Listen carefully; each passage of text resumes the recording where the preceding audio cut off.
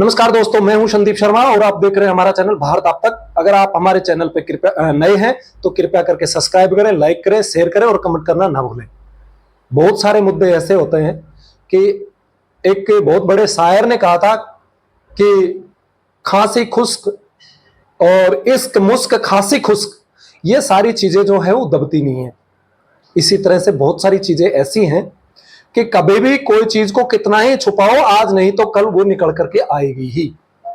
हमारे पड़ोसी देश जो है बांग्लादेश, तख्ता पलट हुआ, बहुत सारा हा उल्ला हुआ, लेकिन उससे पहले हम आपको एक बात बताना चाह रहे हैं कि देश के प्रधानमंत्री नरेंद्र मोदी बहुत सारे निर्णय जो उनके होते हैं बहुत चौंकाने वाले होते हैं। चाहे वो किसी भी व्यक्ति को मंत्री पद देना हो, चाहे वो किसी भी व्यक्ति को मुख्यमंत्री बनाना हो। और सबसे चौंकाने वाला जो निर्णय उनका था, नोटबंदी को किसी को कानों कान खबर नहीं थी और उन्होंने नोटबंदी 8 बजे आकर के ऐलान कर दिया कि रात 12 बजे के बाद में चलने वाले नोट सभी हैं जो लीगल टेंडर नहीं रहेंगे। तो कहने का मतलब एक प्रधानमंत्री ने बहुत सारे ऐसे निर्णय लिए जो चौंकाने वाले थे। इनमें से एक निर्णय और भी है, उस पर हम बात करेंगे, 3 कृषि कानूनों को वापस लेना। लेकिन उससे पहले हम इसके बारे में जाएं, कृषि कानूनों के बारे में, उससे पहले थोड़ा सा हम अपने पड़ोसी देश के बारे में बात करें, तब आपको पता चलेगा कि वो जो कृषि कानूनों को वापस लिया गया था, जिससे प्रधानमंत्री मोदी की आलोचना भी लोगों ने की और उनके प्रशंसकों ने उन्हें गालियां भी दी, ये निर्णय उनका बहुत गलत था। लेकिन आज अगर हम उसको पूरा संदर्भ को पहले समझेंगे तो हमें पता चलेगा कि निश्चित रूप से प्रधानमंत्री का यह निर्णय बहुत अच्छा था, देश हित में था और देश हित के कारण उन्होंने ये वापस ले लिया। अब बात करेंगे बांग्लादेश की। हमारे पड़ोसी देश में तख्ता पलट हुआ अगस्त में, शेख हसीना को वहां से भारत सरकार ने सुरक्षित निकला और अपने यहां शरण भी दी हुई है। लेकिन परसों 2 दिन पहले जो बांग्लादेश के सलाहकार कहें या फिर अभी तो सलाहकार ही है, लेकिन प्रधानमंत्री भी कह सकते हैं, राष्ट्र अध्यक्ष भी कह सकते हैं, मोहम्मद यूनुस, उन्होंने बहुत बड़ी बात की। अमेरिका, ये कहे कि अमेरिका सरकार चला रहा है तो भी बुरी बात नहीं होगी, क्योंकि वो अमेरिका का एक कठपुतली व्यक्ति है, वो उसी का प्रभाव में काम कर रहा है, सारा करा धरा अमेरिका का ही है। ये आज तक तो बांग्लादेश के जो पूर्व प्रधानमंत्री थी शेख हसीना, उन्होंने ये एक कमेंट किया था, एक अपना बयान दिया था कि यह आंदोलन नहीं है, ये छात्र आंदोलन नहीं है, ये बांग्लादेश की सरकार के खिलाफ एक षड्यंत्र है, यह अमेरिका के द्वारा किया गया है। अमेरिका हमसे सेंट मार्टिन द्वीप चाहता था, हमने उनको मना कर दिया और उस मना करने के बाद उन्होंने आंदोलन को हवा दी और हमारी सरकार को बदल दिया। उस समय बहुत सारे लोगों ने यह सोचा था कि इनकी सत्ता चली गई है, इसलिए ये उस खीज में, उस अफसोस में या उस सदमे में ये सारी चीजें अनाप शनाप बक रही हैं, कह रही हैं। लेकिन आपको भी पता है, भारत के बहुत सारे लोग इस बारे में जानते थे कि ये सारा मामला अमेरिका के द्वारा और चाइना के सपोर्ट में किया गया है। चाइना से ज्यादा अमेरिका इसमें इंटरेस्टेड था। और क्यों था? वो प्रधानमंत्री शेख हसीना जी जो हैं, उन्होंने खुद ने बताया कि सेंट मार्टिन द्वीप हमसे चाहते थे, मिलिट्री बेस वहां बनाना चाह रहे थे, एक मिलिट्री एक्सरसाइज, और यहां के हिंद महासागर में और इस एशिया जो है, इंडो पैसिफिक जिसको बोलते हैं, इसमें अपनी गतिविधियां बढ़ाना चाह रहे थे। अब मैं वापस आऊंगा अमेरिका के ऊपर। मोहम्मद यूनुस ने 2 दिन पहले बहुत ही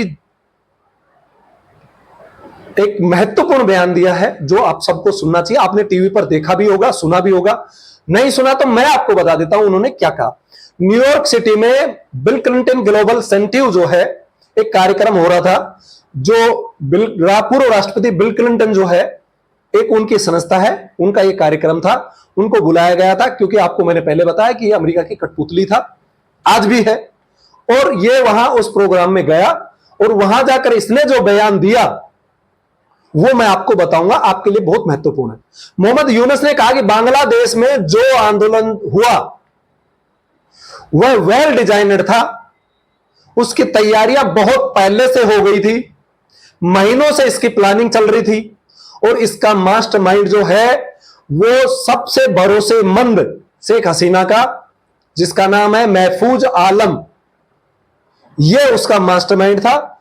इसने पूर्ण रूप से आंदोलन को अच्छे से चलाया, अच्छे से हैंडल किया और यह आंदोलन पूर्ण रूप से ऐसा लग रहा था जैसे इसका कोई नेता नहीं है और यह छात्रों का आंदोलन है।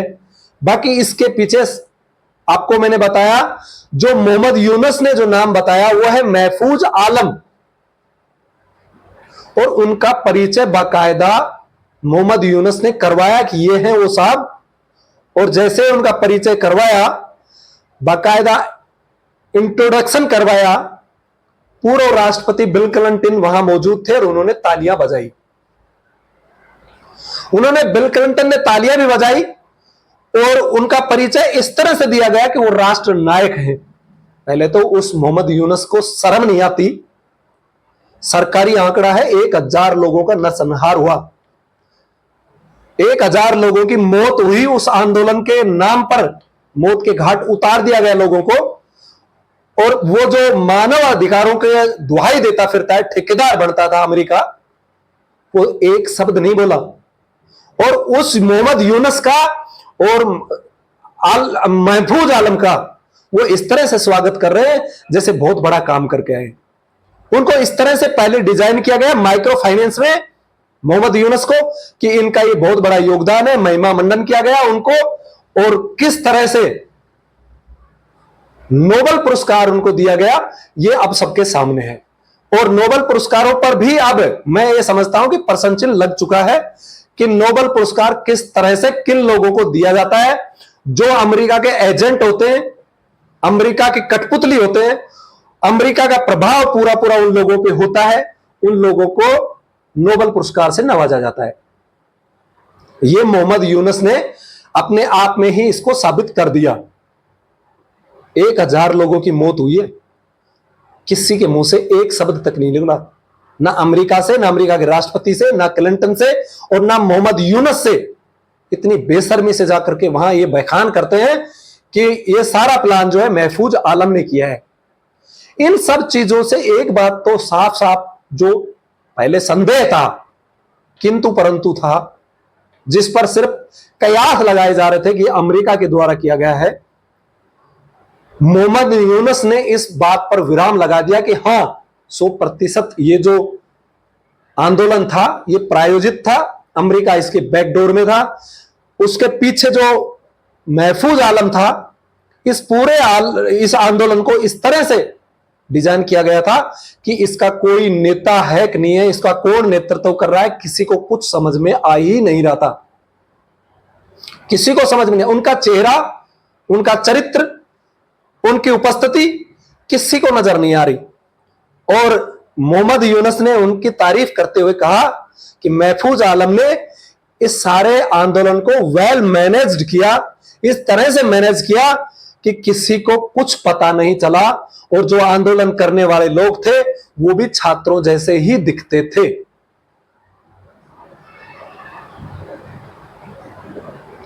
और ये आंदोलन इतना डिजाइनेड और इतना अच्छे से मैनेज किया गया था कि 24 घंटे में ही प्रधानमंत्री शेख हसीना जी को अपना त्यागपत्र देना पड़ा और देश छोड़ के भागना पड़ा और भारत में शरण लेनी पड़ी।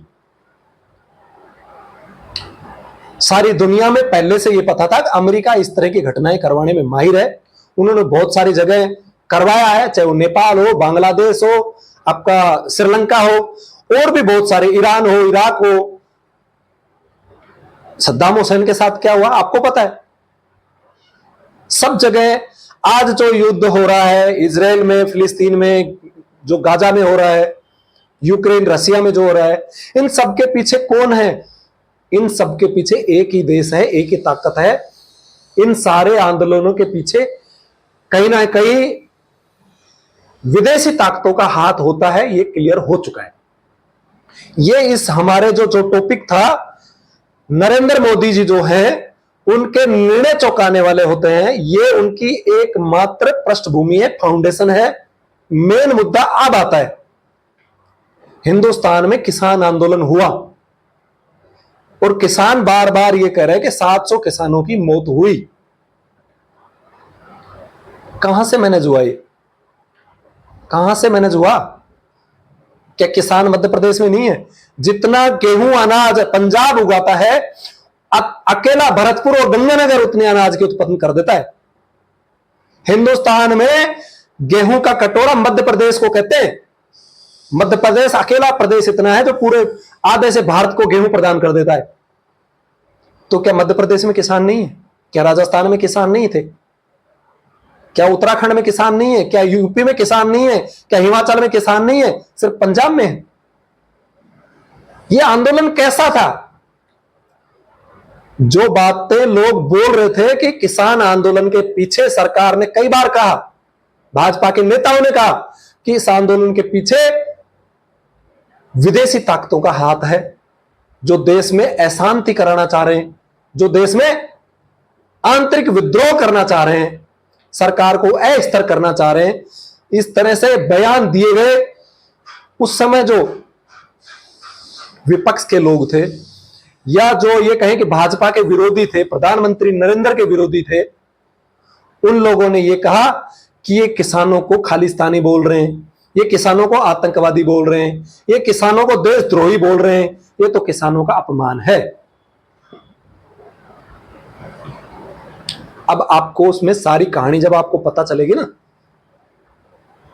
मियां खलीफा आपको तो याद होगा कितने एक्टिविस्ट एक्टिवेट हो गए थे जैसे ही भारत में आंदोलन हुआ। अमेरिका, कनाडा, चाइना, सब जगह से टोल्स जो थे अपने किट लेकर के तैयार हो गए थे।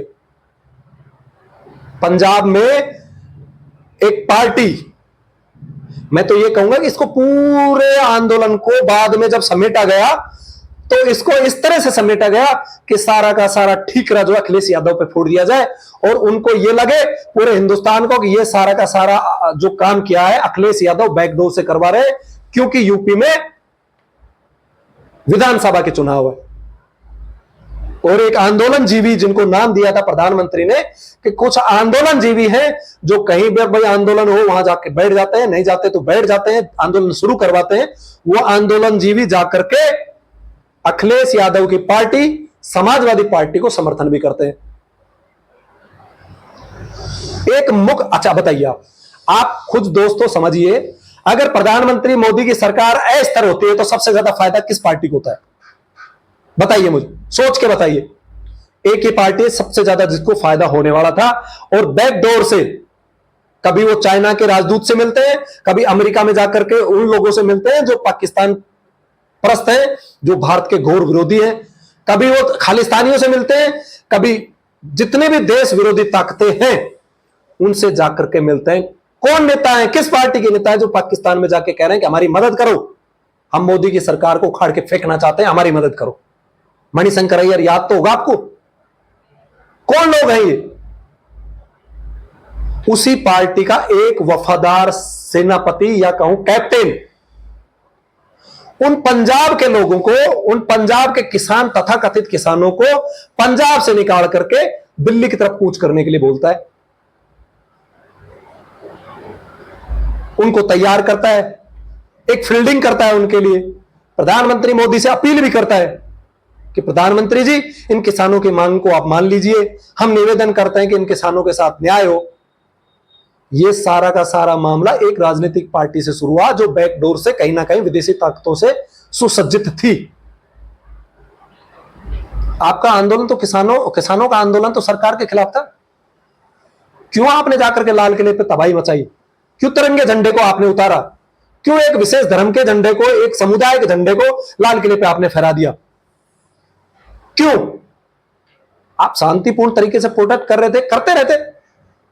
आंदोलन करना था आपको, अपनी मांगों के लिए आप अड़ रहे थे, सड़क पे बैठे थे। प्रधानमंत्री मोदी ने कहा बैठे रहने दो, इनको कोई परेशानी नहीं होनी चाहिए। एक भी गोली नहीं चली, एक भी पत्थरबाजी नहीं हुआ, एक भी आप बता दो लाठीचार्ज हुआ हो।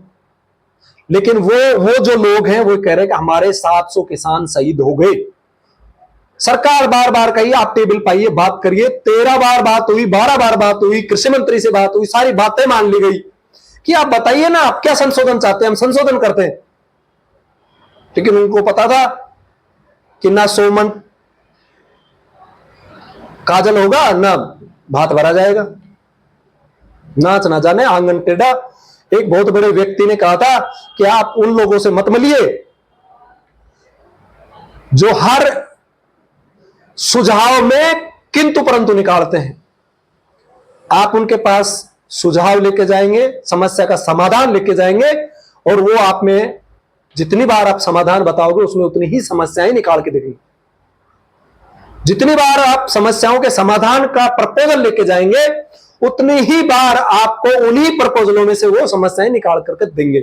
यही किसान आंदोलन में हो रहा था। जब भी किसानों के साथ डेलीगेशन जाता, कृषि मंत्री और सरकार के मंत्री जाकर के उनके सामने रखते कि साहब बताइए, आप कह रहे हो एसडीएम नहीं, एसडीएम को छोड़ दो, आप सिविल कोर्ट में जाइए, कोई डिस्प्यूट होता है तो सिविल कोर्ट में भी जा सकते हो। मान लिया आपकी बात, आपको डर है कि एसडीएम तो पैसे लेकर के किसानों के साथ छल कपट कर जाएगा, आप सिविल कोर्ट में चले जाइए। आप क्या चाहते हो इसमें बदलाव, वो बताइए ना। उन्होंने तो यही जिद पकड़ी हुई थी कि हमें ये कानून चाहिए ही नहीं, संशोधन की तो बात ही नहीं हो रही। दोस्तों मैं आपसे पूछ रहा हूं, अगर कानून लागू भी हो जाते, क्या देश में इससे पहले संशोधन नहीं हुआ किसी कानूनों में? 39, 41, 42 मिनी संविधान जिसको कहते हैं, 42वां संविधान संशोधन तो कांग्रेस ने किया था। उससे भी छोड़ दीजिए आप, 370 जो अनुच्छेद था जो हटाना असंभव हो गया था, वो भी हटा के नहीं हटा। अगर ये 3 कृषि कानूनों का साइड इफेक्ट होता, अगर इनका साइड इफेक्ट गलत होता, किसानों के विपरीत जाते, तो ये भी हट जाते। बहुत सारे कानूनों में संशोधन हो गया, बदलाव हो गया, हट गए। सरकार करी कि हमने सैकड़ों की संख्या में ऐसे कानून जो बेकार थे हमने हटा दिए, तो ये भी हट जाते। लेकिन हटते कैसे भाई? उनको तो सिर्फ और सिर्फ पीछे से बैकडोर से जो मिल रहा था ना, राजनीतिक पार्टी से भी और विदेशी ताकतों से भी फंडिंग मिल रही थी, वो मानते कैसे? पंजाब में से निकालते, दिल्ली चले जाओ, दिल्ली में आकर उनको पूरी व्यवस्थाएं दी गई, खाना पीना रहना, एसी, मनोरंजन के साधन, किसी को मारना है तो मार करके लटका दिया जाए। वो भी तो भाई किसान ही होगा जो आंदोलन में आया था, जिसको काट करके मार करके आपने लटका दिया था और कहा कि इन्होंने गुरु ग्रंथ साहिब की बेकदरी की है, अनादर किया है। ये तो सरदार ही थे, पंजाब के ही थे, भोले भाले हरियाणा के किसानों को भी मिला लिया था। अब नहीं हो रहा किसान आंदोलन, अब भी तो हो रहा है। अब एक हरियाणा का नहीं जा रहा, यूपी का एक नहीं जा रहा, वो आंदोलन जीवी तो नजदीक ही नहीं जा रहा उनके। वो आंदोलन जीवी आंदोलन होगा जो बार बार बोलता था। अब बताइए किसान नेताजी, अब क्या होगा? आंदोलन होगा। अब नहीं जा रहा वो। दोस्तों वो फंडिंग जो थी ना, सबकी नजर में आ गया कौन कौन क्या कर रहे थे। और वो आप देखोगे, कृषि कानून अगर वापस ना लिए जाते तो 26 जनवरी को जो तांडव किया गया था लाल किले पर, वो पूरे देश में होता और देश में आंतरिक विद्रोह, सरकार को अस्थिर करने का और जो विकास जो हो रहा था देश का, उस पर पूर्ण विराम लगाने की पूर्ण कोशिश की गई थी। जो बांग्लादेश में, मैंने क्यों कहा बांग्लादेश का, आपको उदाहरण क्यों दिया? शेख हसीना जी को मैंने बार बार क्यों आप बीच में लाया इस टॉपिक के? इसलिए लाया कि जो शेख हसीना जी अगस्त में भुगत रही है, हम वो 2 साल पहले भुगत चुके हैं।